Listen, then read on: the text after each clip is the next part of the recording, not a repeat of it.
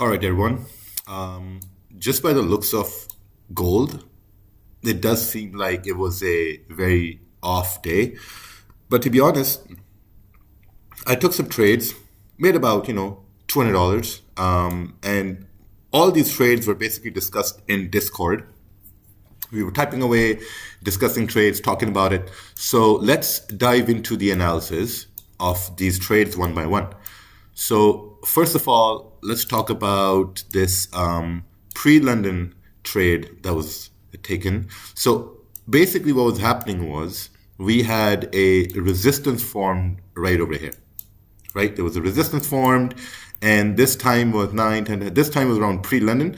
Pre-London candle came up, and we moved about 36 to 40 pips over here. Now, I obviously missed out on this move. As this candle moved up, I missed out on this move.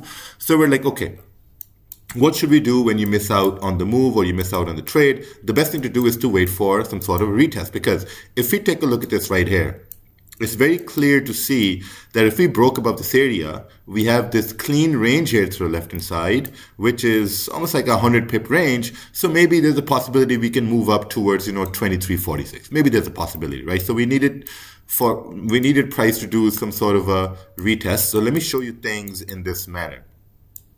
So we moved up right here, right? And now we needed a retest. Now, there was a candle that closed bearish. So we're like, okay, let's drop down to the 15-minute time frame and see what's going on. So we drop down to the 15-minute time frame.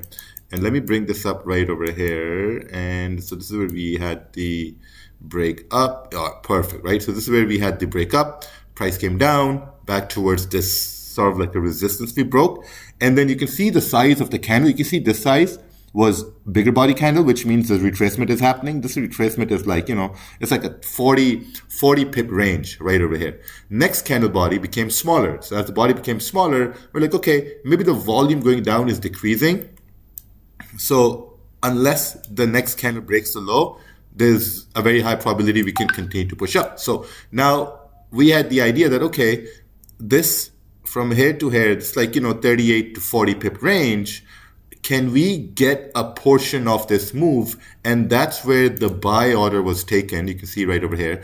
Buy order was taken when this candle broke the high of the previous candle for price to continue pushing up. And then the whole idea was that, okay, if we're going to continue to push up, then maybe with volume, we can continue moving up as we had clean range to the left-hand side. But what happened? We didn't move up. Price didn't really move up towards, 23.42. It didn't really move up towards 23.46. We basically zigzagged on its way right over here. There wasn't a substantial move that happened. So that was the first trade buy idea for price to move up. And it is what it is. Now, the next one, it was also buys. And these buys were somewhere right over here. And for this, I think it's better to drop down to the, now, okay, so let me just get back to the first one right here. Normally, sometimes you could say that, okay, maybe even if you're measuring the range from the break of the high till here, it's like, 20, 21 pips or whatever. And someone can say, okay, that's not enough range. But you have to understand this. This is volume time. This is when there's supposed to be volume in the market. Before London Open, pre-London, London Open, that's volume time. So the whole idea was that if we broke above this area, we're coming down to create a support. So mind you, once this candle broke the high of the previous candle, sort of like a support is being established, because for a support to form, a bullish candle needs to form after bearish candle, and that bullish candle has to make a higher high and a higher low. So look at this candle. This candle already had a higher low, and as it's breaking the high, what's the probability it's going to make a higher high? Just ask yourself. There's a high probability. And that's where the impulse entry was taken for price to continue pushing up. And my idea was that, okay, as it continues to push up, we're going to continue moving up, but it was kind of like twitching a little bit, like sometimes price twitches a little bit. So I'm like, okay, I'll take that as a sign, because I remember what happened yesterday. Yesterday, I could have secured more profits, but I didn't. So I learned my lesson. Also, it was a Friday. So I'm like, okay, let's stick to the plan. Let's stick to the protocol. 15, 20 pips. Let's take it at that and call it a day right there.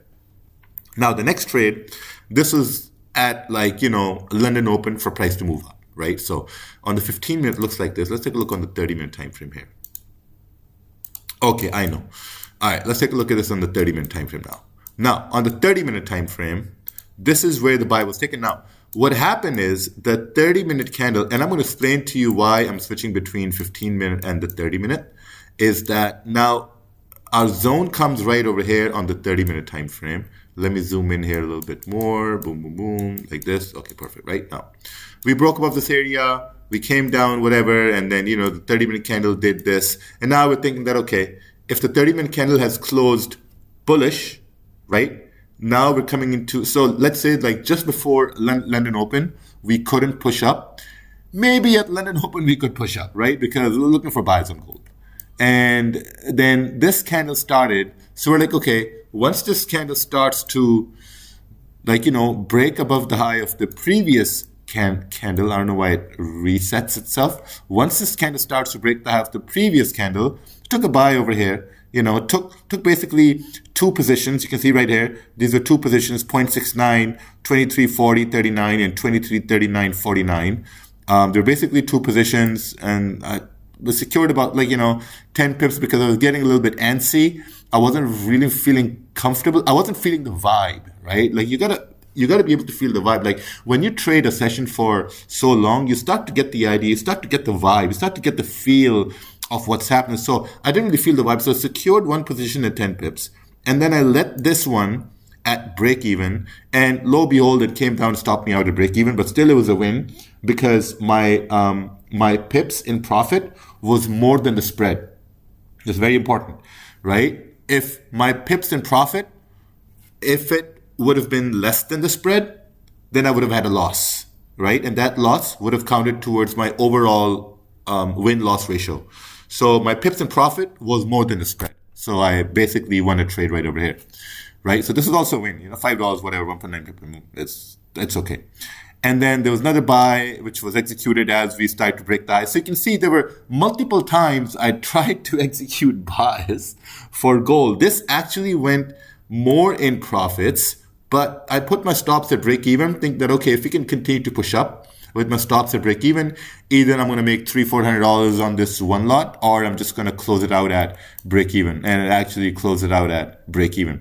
So my whole idea from the beginning when I came to the charts was that, okay, we're going to continue to move up to possibly, you know, fill this range here till 23.46, but price just zigzagged, you know. And the only thing that saved me, and the only thing that saved a lot of other members here in Discord, is that securing profits. That was it. There was nothing else. Just securing profit. Because there will be times market will move like this. And if you're not securing your 10 pips, 15 pips, 20 pips, whatever, then you're going to have a very bad time and a very frustrating time, right? So hope this helps. The thing where I talked about spreads and profits, like re-listen to that again, because that can make a massive difference in between your win-loss ratios.